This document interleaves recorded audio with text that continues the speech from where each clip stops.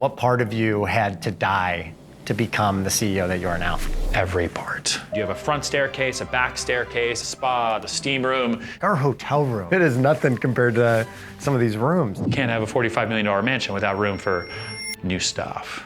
Have you ever had a moment where you're like, man, the Netflix show has been distracting? Not what I had in mind, but great. I have been doing this a long time. Now get the hell out of here.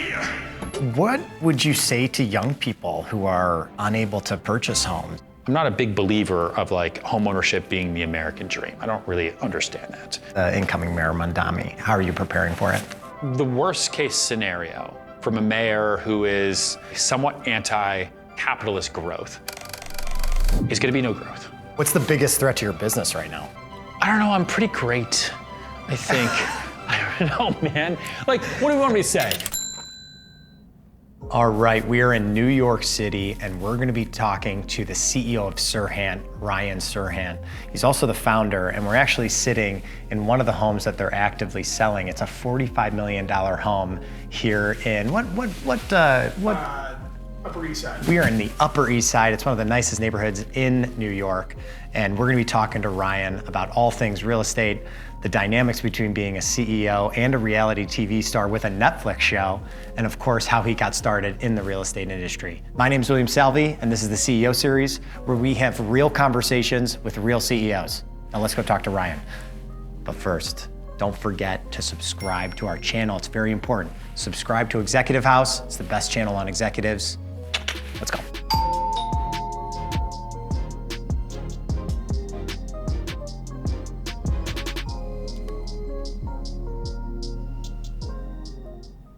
This is the dining room, obviously. And so in total, what you have is 14,300 square feet. We have 6 or 7 bedrooms, depending on how you count, 11 full bathrooms, multiple half bathrooms. It's 35 feet wide. Main bedroom, you have a front staircase, a back staircase, a central elevator, the spa, the hammam, the steam room.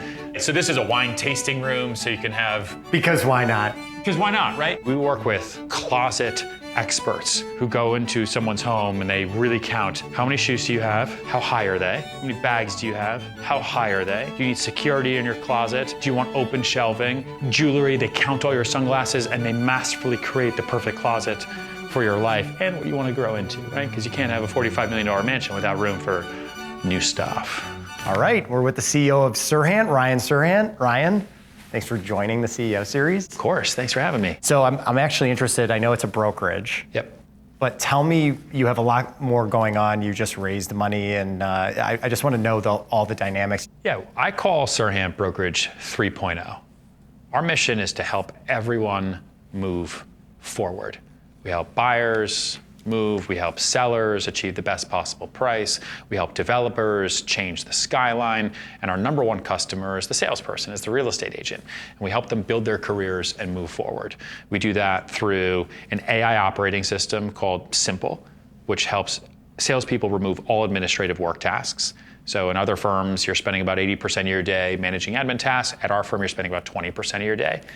We also have an education business, an ed tech company called sellit.com that builds lead flow for the brokerage because we have 50,000 salespeople in 130 some odd countries that we do sales training for. That's my event that I have after this, why I'm in my power blue suit right now. It wasn't for me. I mean. No, it is. And then we have a production company called Serhant Studios. And so we have a Netflix show, Owning Manhattan, season 2, just streaming now. We have, top of funnel content. So, we generate lead flow at the top of the organization. We bring it down into people who are salespeople and people who need salespeople. We route them into markets where we are a brokerage or into sellit.com for general kind of like our farm league, and then we connect them to people who want to buy, sell, or develop real estate. They do business, they create more content, and round and round and round we go. How do you manage the media frenzy that comes with a Netflix show, while also you're leading a company and you need to operate the company? I would say I don't necessarily operate the company day to day. I learned a long, long time ago to do what you do best, and everything else have done by other people or systems. Right? I sell, still like in my blood, it's what I do, like this house. Mm-hmm. I brand and I expand. Those are the key things. And then I'm the key decision maker for everything that comes out of operations, that comes out of finance, that comes out of growth, so on and so forth. The media arm of that comes out of owning Manhattan is also like a year in the making. It'll all hit at the same time, but kind of like a movie premiere. Like, we know the show drops on December 5th to 300 million people. We've known that for a long time. We also started shooting this season September of 2024. And so we've been corralling information, collaborations, interviews for a long, long time so that it can all drop at the right time to have a clear call to action, which is go stream, go learn about the business, right? And I do my best to manage. It's a lot, though. Netflix is so different because there's no format anymore. You're like, the format is you make sure everyone wants to watch your show for whatever reason they want to watch it compared to anything else in the history of the world. I want to build the #1 real estate brokerage on earth. And I'm coming for everyone. Let's go! Is it ever distracting? Like, have you ever had a moment where you're like, man, the Netflix show has been distracting? There's definitely a battle between working on and working in the business. Promoting the show and everything is like me working on top. It's like checking the boxes, pushing it out there. Me sitting down with my team and figuring out how we're going to make our firm #1 in Las Vegas is me working in the business, which I can't do if I'm working on top of the business. So I do my best to time manage and delegate. I think it's hard for everybody. I take it one day at a time.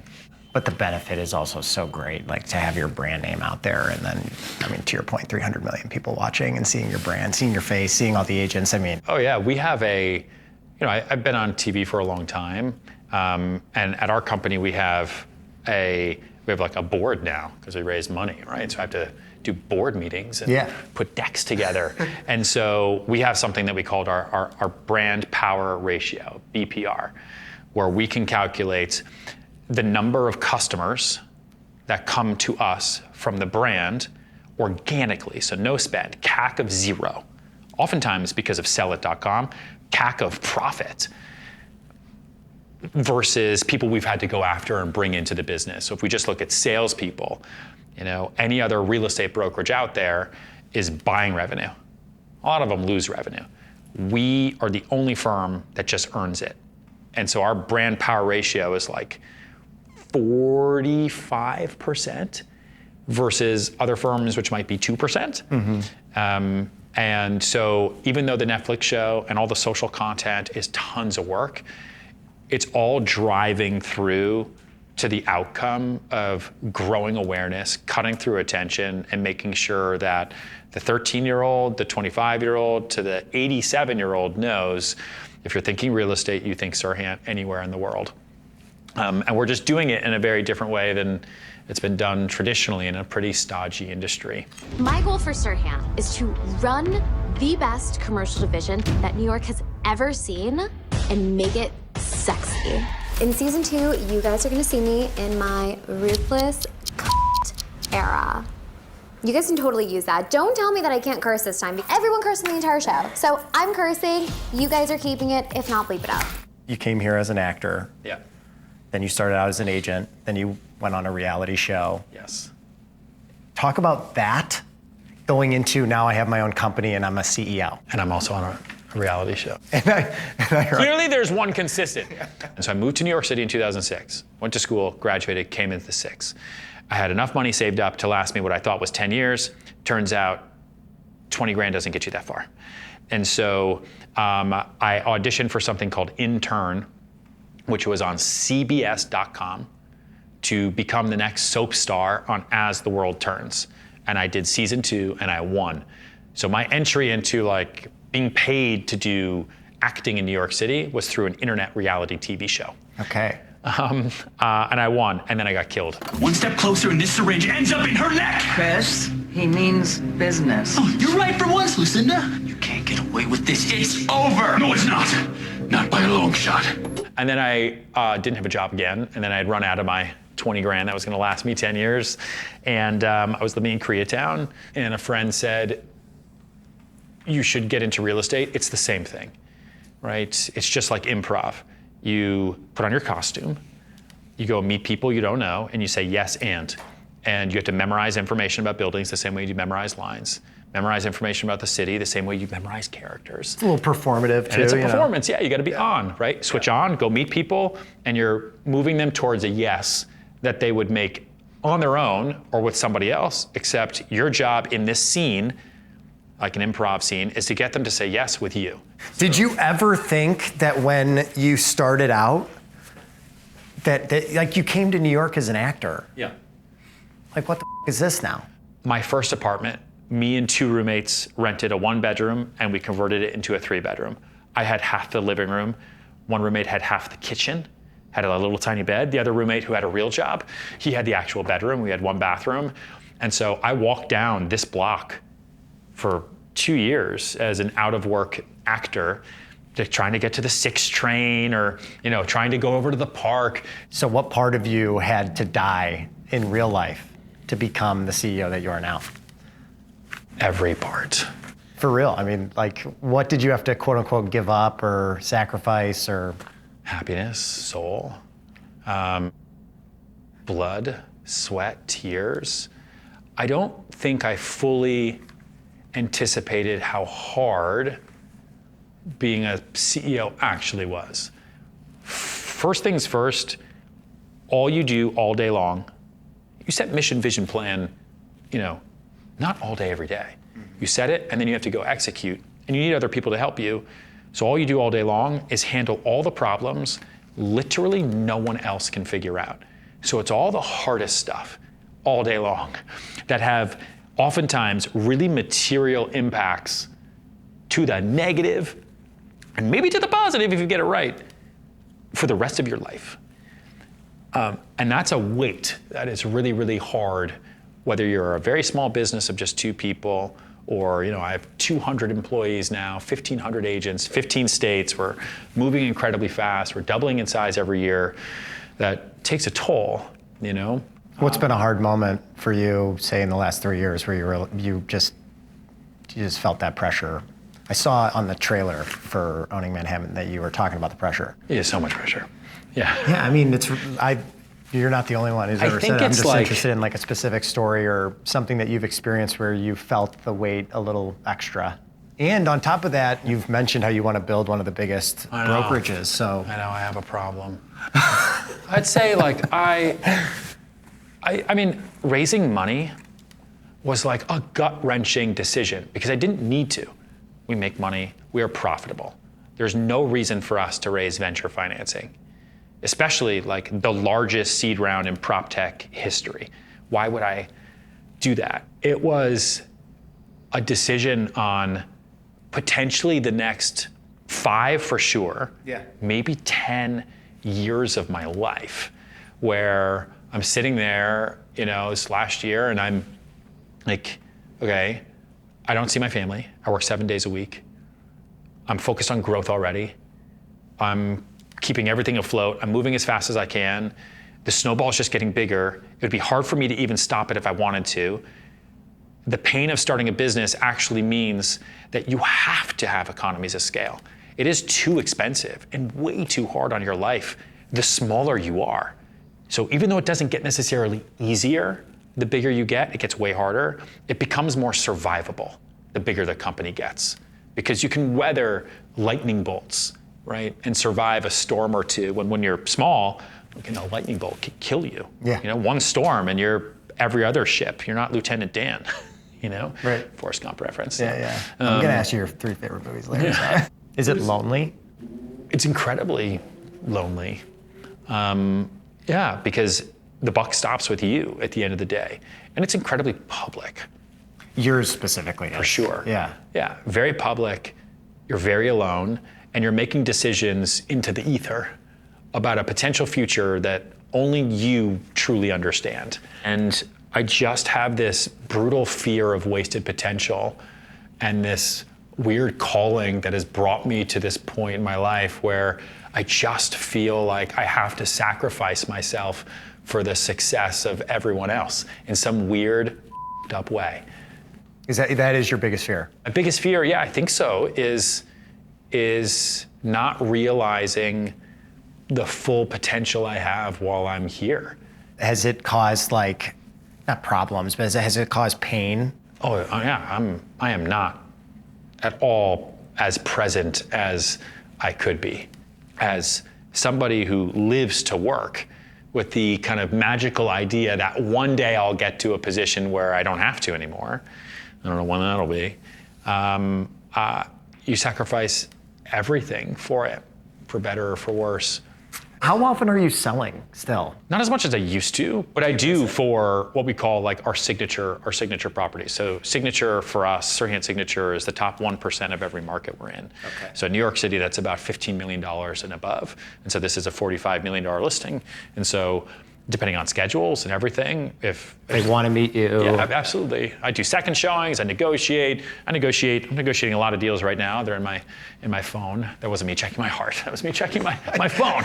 The buyers that you deal with and Yes. the prices that you're dealing with, it's obviously sophisticated people. Yeah. So how do they respond when, I know they're choosing you, but at the same time, you're on a reality show, you're very visible. Yeah. Do they like that? Do they dislike it? I think all I know are the people that we work with, and they all like it. They like it if they're a seller because they know I can put their listing like this house is $45 million. They could have gone with any agent in New York City, any firm. But we can put this property in front of more qualified eyeballs around the world than anyone else could ever do combined. And it's not like we charge a higher commission. We should, but we don't, right? On the buy side, they know we have access to more things. And they understand the power of brand these days. I think 10 years ago when I was just an agent on $1 Million Listing and I was on Instagram and Instagram was 2 years old and I was taking photos, it was a little this is for kids, this is goofy. Today, you don't need to explain that anymore. It gets written into our listing agreements now, how many posts we do for buildings, how many posts we do for this house, and I think that's a big part of the reason we've moved so fast across the country. We're the content engine for the residential real estate business. No one else could even touch us. So they like us. For the people that don't like us, they never call. So I have no idea. What's the biggest threat to your business right now? I don't know, I'm pretty great, I think. I don't know, man. What do you want me to say? Sure, is AI a threat? Is it coming for everyone's jobs? Kind of. Yeah, it can be an opportunity though too. But for us, it's a massive opportunity. Right. I never thought I would be where I am today, and it's a big part of it is because of what we've been able to do with AI, right? As a partner and not as a replacement for what we do. I think if anything, AI empowers us, and I just move a lot faster. Mm-hmm. I think we have a lot of market consolidation happening right now. You have consolidation and integrations of lots of different companies. And it's possible that monopolies could be created. So Compass is the one that just purchased at properties. And then Anywhere, They just made which it, is an yeah. awesome opportunity for us. It's great. That said, I do get worried about monopolies being formed that just make it really hard for consumers to make the best decisions possible. And it is what it is. All right, you ready for the Googled questions segment? Sure. This is very exciting.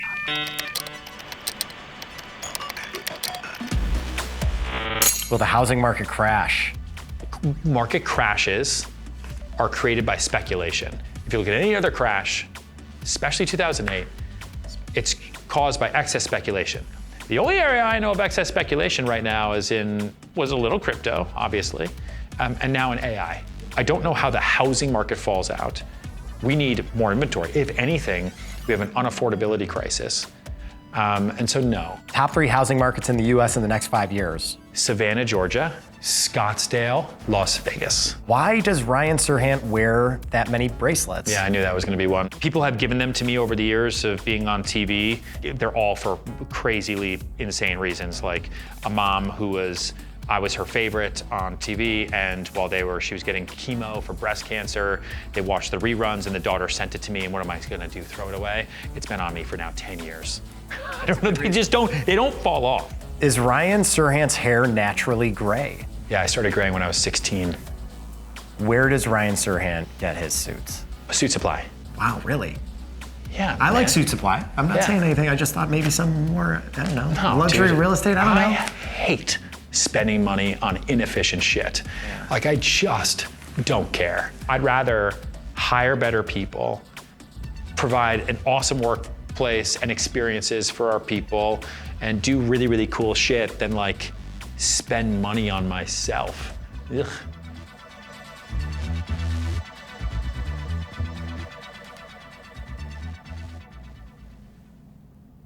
The Democratic Socialist Zohran Mamdani is the projected winner, the mayor-elect of New York City. Thank you to those so often forgotten by the politics of our city who made this movement their own. Let's go to politics. Oh, okay, great. Incoming Mayor Mamdani. What are you saying to your agents? What are you saying to your company? How are you preparing for it? The worst case scenario from a mayor who is, let's just say, somewhat anti-capitalist growth is going to be no growth. You're going to have developers, lenders who are going to look at New York City, they're going to look at Florida, they're going to look at other markets, and they're going to say, where do I want to risk my capital? Do I do it in New York right now? Maybe not, which means less new construction, both affordable and market rates, less luxury development, less office, potentially, right? Yep. If he doesn't incentivize developers to build and people to come and bring jobs here, then everything's just going to get more expensive. Have you tried talking to him or tried meeting with him prior to? No, I don't know him. Would you ever? Yeah, of course. Yeah. I am pro New York. Whoever is in charge of New York City, like, I am pro that person regardless. I think the big miss right now is we have a mayor who is leading on a mandate of taking versus creating. And who knows? Maybe it's the right way to go. I don't think so, though. I think if you want to lower housing prices, you build more housing, right? I think if you want to increase incomes, you create more jobs. You know, if you want to increase revenues, you create more opportunities and incentives for companies to come here to have trickle-down income across the board. If you don't do that, all you're going to do is lose employees to other states. You know, like everyone, like, I'm a millennial, right? I want what's best for everybody, but I also understand that New York City needs to be run, I think like any city, needs to be run like a CEO, right? It's got to be run like a company. Yeah. You can't have a company if all you care about is the interns, and you can't have a company if all you care about is the C-suite either. You have to lead in such a way that the C-suite stays, they've got to be incentivized, and that the interns see massive growth opportunity. I want more development. Sure. How do you even do that in a city that's so dense? You rezone, right, to create more housing. A lot of New York City is zoned for commercial, so that there wasn't just apartments everywhere. But you look at that, like, that's what a lot, Bloomberg was doing in Midtown, for example. That's why you have all these buildings in Midtown now. Not everything makes sense for residential, but you at least create the opportunity to have more residential homes. And it can come with affordable requirements, and that's what we have now. If you want to build market rate, you have to do a portion of affordable, or you cut deals with the city. Like, we're selling Brooklyn Point for Extel in downtown Brooklyn. And part of that deal, and there's a big tax abatement, but they also built a school. They recreated the subway. There's a park now. So developers will work with the city to say, for the right to do this, I will also do this. And that's just incentive. That is the way the world works. What would you say to young people who are unable to purchase homes? I would say housing is completely unaffordable for most people. I would say the average home now as a starter home in almost 300 cities, just in the US, is over $1 million. I would say that the luxury market in over 500 cities now is defined as 1.4 million and above. So I would tell people, and we do this all the time, one, rethink why you want to own. I'm not a big believer of like homeownership being the American dream. I don't really understand that. Especially because I think that was a slogan created by banks to create interest income on home loans. It's like student debt, right? Everyone needs to go to college. Wasn't the opportunity to hire more educated students. It was a device to create interest payments on student debt. And so I would tell people who are looking at homeownership, one, determine why you want to buy a home in the first place. Like, to do what? If you can't afford one, don't stress. And then two, if you really do, why there? Like, do you need to live in that location? There are homes out there for $250,000. You can go buy a home for $200,000, $300,000, $400,000, $500,000, it's not going to be in an area you want to buy in. You do that thing where you go up and when you come back down, we're in Mexico City. Good work. We gotta go. Roll the montage.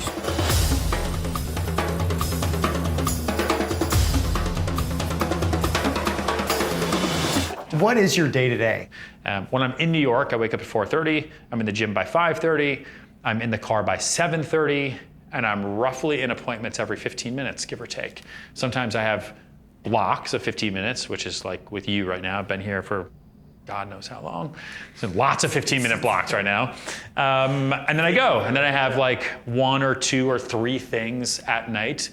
The goal in sales is to meet as many people per day as possible to add to your contacts. What would you say to CEOs out there that are running large corporations and just how they should be approaching leadership?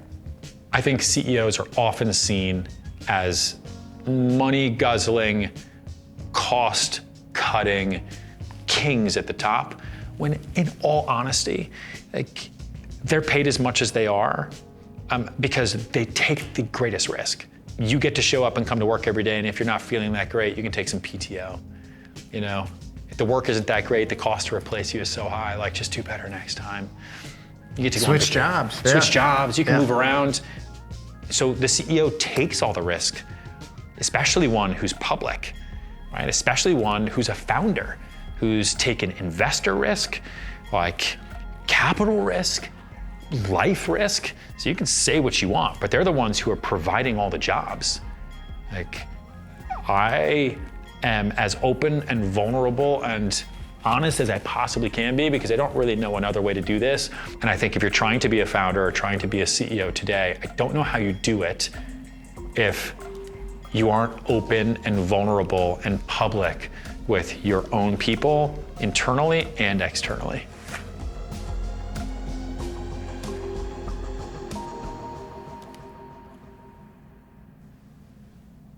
All right, fire round, you ready? Yes, I'll try my best. Top 3 movies of all time. Titanic, Forrest Gump, and Inception. Last meal on Earth. Chicken fettuccine Alfredo. From anywhere specific or just? My mom. I'm giving you the ability to go back to a precious moment in your life. The day my daughter was born, she looked right at me and she was like, It was the best day of my life. Was it? Yeah. Yeah, but I think it was also the best day for my daughter's life. Like, I think I do have, there's a photo where she's looking at me, and I do think there's a spark in a baby where they're coming out, and they don't know what world they're coming into, and she saw me, and she was probably like, yes, that's my dad, yes. Because they were telling me, we were going someplace crazy, and I was having to do this, and I rolled out, and I got a reality TV realtor as a dad. This is gonna be the best. All right, I'm taking you out of Serhant. What are you doing? I'd go back to doing theater. I'm giving you 3 dinner guests that are alive. Who do you choose? Well, Tom Brady for one. Probably have to have Elon Musk there. I'd bring my dad. Who intimidates you the most? Who intimidates me? My wife. Okay, me too. Part of the real estate business that you hate? The people? No. Honestly, greed. You know you're doing what's absolutely best for the person, the seller or the buyer. And it's the greed that you know is gonna get out of the, like, it's gonna hurt them the most. And it's the worst part about being in the business. Ryan, thanks for joining us. Of course. It's fun talking with you. Yeah, man. Appreciate it. Yeah, now we're warm. I'm freezing. Okay. You gotta remember, I'm slower. It's okay, you're from Chicago. I'm from Chicago. Yeah, exactly. Too much deep dish. Yeah, too much. You know? Do you want to go upstairs and see the rooftop? It's dope. The rooftop is nice and cold. Sure, let's do it. Have you watched any episodes? Of your show? Yeah. I think, touch me all you want, man.